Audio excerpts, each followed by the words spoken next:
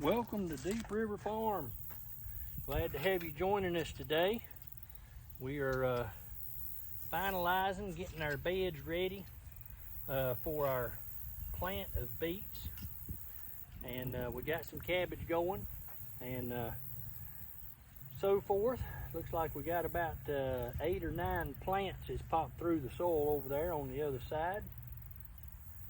So we wanted to come out today and get this box ready and this box, and go ahead and get them ready for the beets for this winter. And we're getting some of the weed growth out that starts, late spring and so forth. And we've got a ton of tomato plants coming up. Ain't that something? That's what happens when you plant heirloom stuff. It continues to come up and so forth. And as you can see, we got one right here, got some right there, got several up through there. So they won't make, it'll be too cold. The temperature of the soil will be down below 60, and it's highly unlikely that they make anything.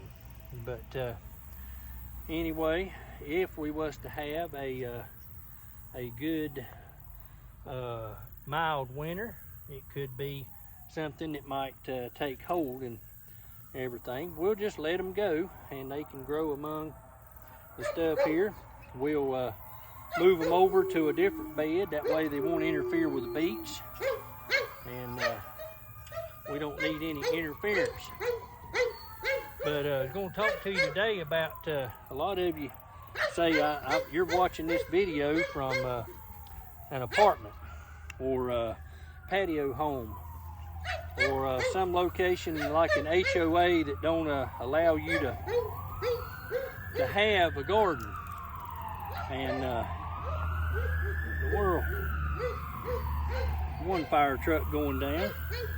But anyway, hope everything's well, and it's just a false alarm. I don't see any smoke in the distance. Don't know what it is, but we're going to talk a little bit about container farming today. And like I said, you may be living in an apartment or something, and you're thinking there's just no way I can grow anything. I don't have any room for it, and it's just a lost cause. Well, I want you to look at these raised beds and say that a raised bed is nothing more than a giant container. And you can grow stuff in proportion in a raised bed just like you would if it was in the ground. So just look at a raised bed as nothing more than a giant container. And you can take several different types of containers and make your little garden. You can use like any kind of a food grade container, like a rubber, plastic, anything like that that's food grade. You can use 5-gallon buckets. People grow tomato plants in those all the time. You can use a 5-gallon bucket and grow green beans, just all sorts of things. Some people use ceramic pots. Now you got to be careful on these ceramic pots that they're porous, so they will evaporate water quickly. If you use some sort of piece of plastic, you're going to have to make sure you have holes drilled in the bottom of it, because if you don't, you can set yourself up for root rot. But there's a big variety of things that can be grown in containers. And just think, a raised bed's nothing more than a giant container. You can build your little container garden out of wood. You can use a 2x2 piece of wood and build you a little raised bed, 2x2. Now we use 4x8s and so forth. But the same principle applies as it would for a raised bed or in the ground garden. You need to have good soil.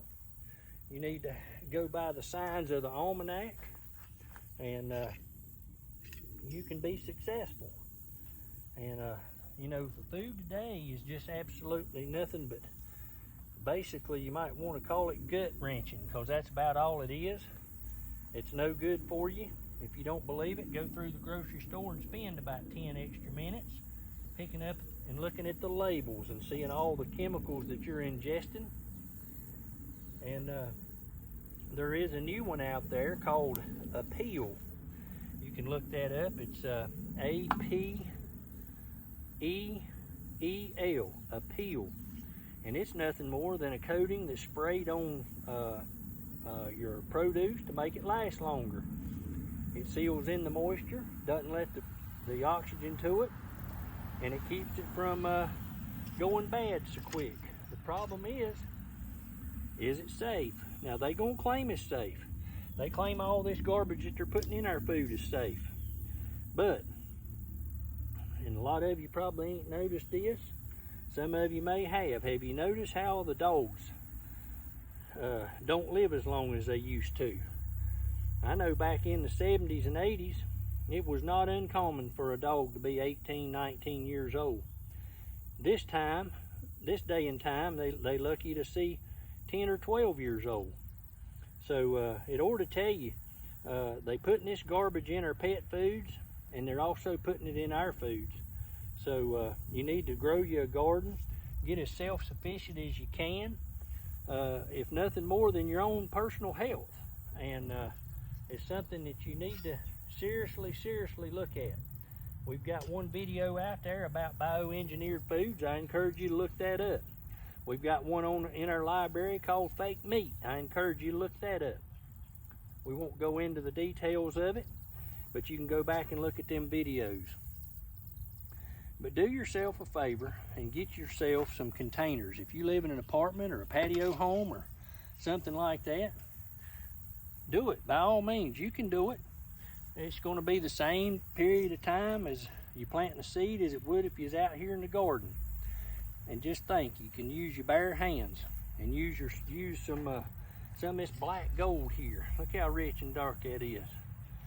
Ain't nothing more than composted leaves. And they need to be 2 or 3 years old when you use them. And that way they are ready to go. Like I said, we're gonna try to spare up some of these tomato plants. We're gonna plant some beets out here and get everything ready. That way we got some beets we can can. We got cabbage going. You can plant onions now, radishes, carrots, just all sorts of things. And you need a minimum of 12-inch deep soil if you're doing a container, especially if you're doing root crops like onions and radishes and carrots and things. And you're going to need plenty of dirt in your container if you're doing above ground too, because your roots have a limited area to go, and you need to give them as much room as possible. But get yourself self-sufficient if at all possible, as much as possible anyway, and get yourself some decent food so you're not eating all this sanitizing and stuff that's going on with our foods, all these red dyes, artificial flavors, artificial nutrients, artificial taste, and all this high fructose corn syrup and all these bioengineered foods that is going in to make all this stuff. And believe it or not, they're actually serving it to you. So go back and look at some of these videos we got and you'll see what I'm talking about. I appreciate you joining us today as we've done a little discussion on container farming. And like I said, a raised bed is nothing more than a giant container. I appreciate you joining us today, and I hope everybody has a blessed day.